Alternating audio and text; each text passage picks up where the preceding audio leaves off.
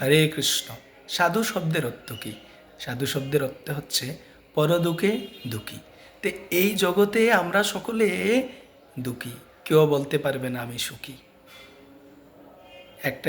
একটি প্রবাদ রয়েছে, সে প্রবাদে বলা হচ্ছে, তেলি সুখী মালি সুখী আর সুখী বানিয়া, তিন যুগে বৈষ্ণব সুখী হরিনাম জানিয়া।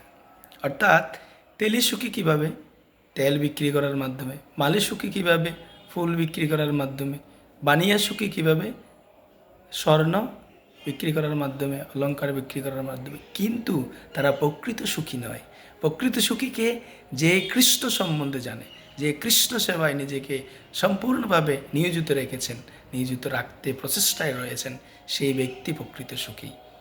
আর সাধুদের একটাই কর্তব্য, এই জড়জগতে সকলেই আমরা ভোগ বিলাসে বর্ত রয়েছি এবং সাধুরা পর দুঃখে দুঃখী।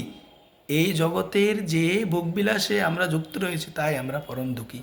তাই সাধুরা সবসময় প্রচেষ্টায় রয়েছেন সেই পরদুঃখে দুঃখী কার্যটা সার্থক করার জন্য, সবাইকে কীভাবে কৃষ্ণ ভক্তিতে যুক্ত করা যায় সেই চিন্তা নিয়ে। যেমন শিলপ্রভুপাদ পরদুঃখে দুঃখী, তাই তিনি আমেরিকায় গিয়ে পাশ্চাত্য একটি অসভ্য একটা স্থানে গিয়ে শিলপ্রভুপাদ কৃষ্ণ নাম প্রচার করে সভ্য স্থানে পরিণত করেছেন। সেখানে ধাম নির্মাণ করেছেন, ভগবানের মন্দির নির্মাণ করেছেন। এটাই হচ্ছে সাধুর প্রকৃত লক্ষণ, পরে দুঃখে দুঃখী। এমন নয় যে কাউকে অর্থ সম্পদ দান করলে সে সুখী হবে, না। কৃষ্ণ ভক্তি যদি আমাদের হৃদয়ে একবার রূপিত হয়, সেই রূপিত ভক্তির বীজ ধীরে ধীরে আনন্দ দান করবে, সুখ শান্তি আনন্দ বিধান করবে। তাই কৃষ্ণ ভক্তি হচ্ছে জীবনের পরম শান্তি। হরে কৃষ্ণ।